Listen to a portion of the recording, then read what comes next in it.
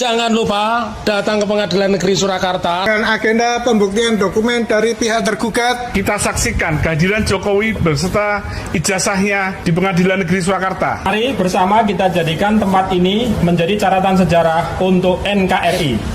Merdeka! Ya, kalau diminta oleh Yang Mulia Hakim, saya akan datang, terutama untuk menunjukkan ijazah asli dari SD, SMP, SMA sampai S1 akan saya tunjukkan semua. UGM yakni Top Taufan dan Bangun Sutoto.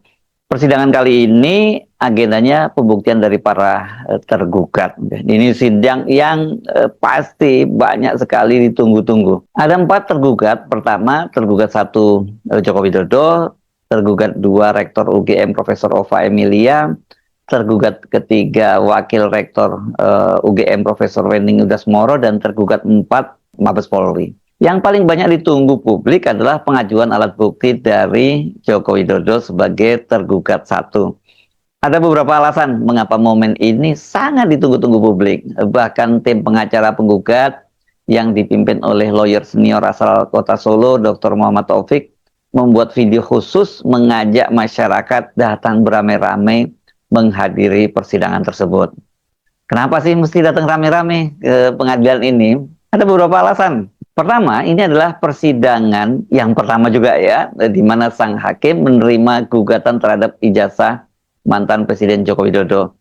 Dalam 2 persidangan sebelumnya, baik di Pengadilan Negeri Surakarta maupun di Pengadilan Negeri Sleman, Yogyakarta, hakim menolak mengadili dengan alasan kompetensi absolut ya. Ini bukan kewenangan mereka untuk mengadilinya karena ini adalah ranahnya Pengadilan Tata Usaha Negara. Kalau diperluas dengan keluarganya, yakni anaknya Gibran Rakabuming yang sekarang menjadi wakil presiden, Pengadilan Negeri Jakarta Pusat juga menolak mengadili gugatan perdata sebesar 125 triliun karena dugaan tidak memiliki ijazah SMA Gibran ini ya.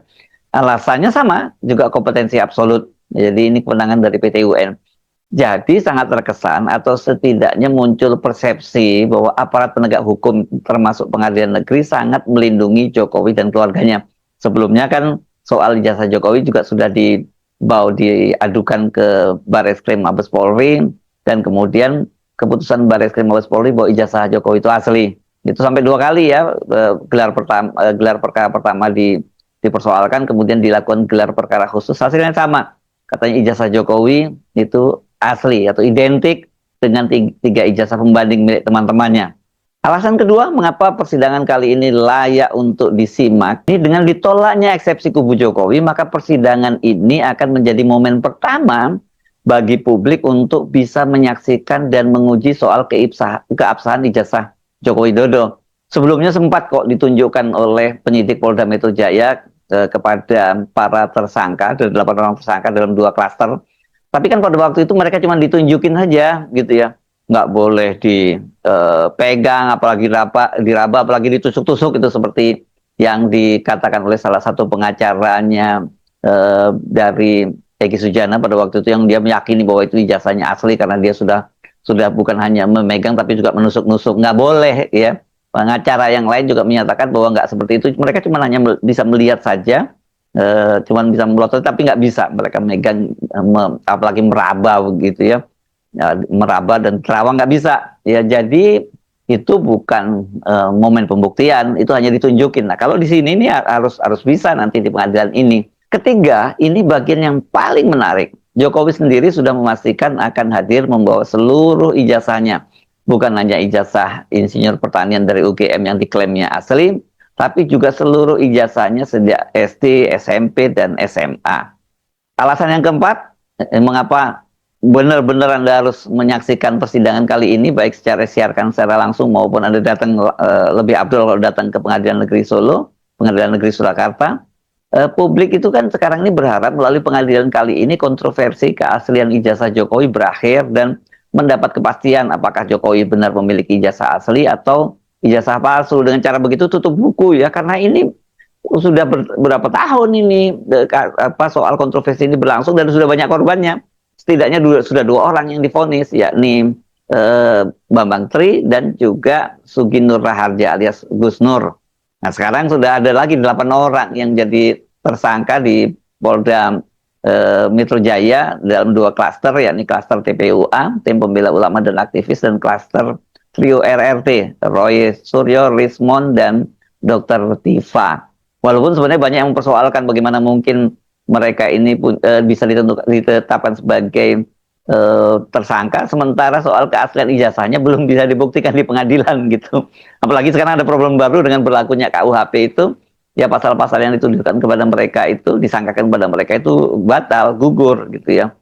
Nah, sejauh ini soal kepastian ijazah Jokowi itu kan baru datang dari pernyataan-pernyataan Rektor UGM dan para pejabat rektorat, termasuk tadi Profesor Wening Ludasmoro tadi yang ikut digugat di Citizen Lawsuit. Pihak Pemprov DKI Jakarta, ataukah mau menanggapi apa yang disampaikan pihak pemohon, dipersilakan. Seperti apa dalil saudara menyatakan bahwa Ya, para sobat politik, selamat datang kembali di ruang diskusi kita yang selalu tajam mengupas tuntas dinamika politik paling krusial di tanah air. Kali ini perhatian publik kembali tersedot secara masif pada kelanjutan drama hukum yang sangat menegangkan di Pengadilan Negeri Surakarta terkait polemik keabsahan dokumen penting milik mantan orang nomor 1 di Indonesia.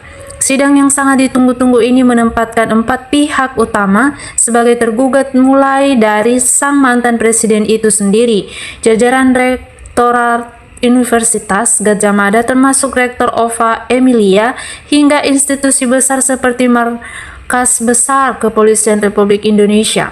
Momen krusial ini menjadi magnet perhatian nasional setelah tim kuasa hukum menggugat secara terbuka, mengundang gelombang masyarakat untuk hadir mengawal langsung pembuktian di ruang sidang.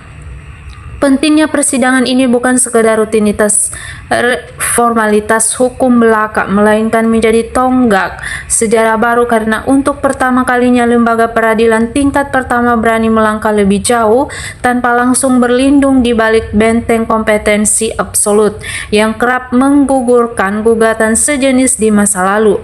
Taruhan perdata dalam polemik pertanggungjawaban figur ini pun sangat fantastis hingga menyentuh angka 125 triliun rupiah, sebuah nilai yang menggambarkan betapa seriusnya dampak dari tuduhan manipulasi dokumen publik terhadap integritas administrasi tertinggi di Republik Indonesia. Kendati publik menaruh harapan yang sangat besar agar kontroversi yang telah berlarut-larut selama bertahun-tahun ini segera menemui titik terang, skeptisisme di tengah masyarakat tetap menguat akibat rekam jejak ketidakhadiran fisik sang tergugat utama dalam memenuhi panggilan hukum. Sikap yang dinilai kurang menghargai marwah peradilan ini memicu spekulasi liar di kalangan publik bahwa ada rasa enggan atau kekhawatiran yang mendalam untuk menguji dokumen-dokumen pendidikan tersebut secara transparan di bawah sumpah pengadilan. Padahal pembuktian langsung dengan memperlihatkan dokumen asli secara menyeluruh dari tingkat dasar hingga pendidikan tertinggi di hadapan majelis hakim merupakan jalan satu-satunya yang paling elegan dan membersihkan nama baik dari segala bentuk tuduhan miring. Keadaan menjadi semakin rumit ketika masyarakat mulai mengendus adanya dugaan pengaruh gurita kekuasaan masa lalu yang disinyalir sengaja menempatkan loyalis strategis di berbagai lini penegakan hukum guna membentengi kepentingan keluarga. Jeritan publik yang menuntut adanya transparansi penuh ini kini mulai diarahkan kepada kepemimpinan nasional yang baru di bawah kendali Presiden Prabowo Subianto agar berani melakukan pembersihan total terhadap elemen birokrasi dan hukum yang dianggap masih terkait loyalitas buta pada rezim lama. Demikian analisis mendalam yang bisa kita diskusikan bersama pada tayangan kali ini mengenai babak baru pertaruhan transparansi hukum di tanah air. Saya sebagai konten kreator ingin terus mengajak sobat politik sekalian untuk tidak lelah mengawal proses keadilan ini agar hukum di Indonesia benar-benar berdiri tegak tanpa pandang bulu. Jangan pernah ragu untuk menuliskan pandangan, kritik objektif, serta tanggapan terbaik kalian di kolom komentar agar ruang diskusi kita ini semakin kaya akan perspektif cerdas. Terima kasih banyak atas kesetiaan sobat politik sekalian yang senantiasa mendukung saluran ini dengan menyimak ulasan dari awal hingga akhir. Sampai jumpa di pembahasan isu panas berikutnya. Tetap kritis dan mari kita jaga marwah NKRI.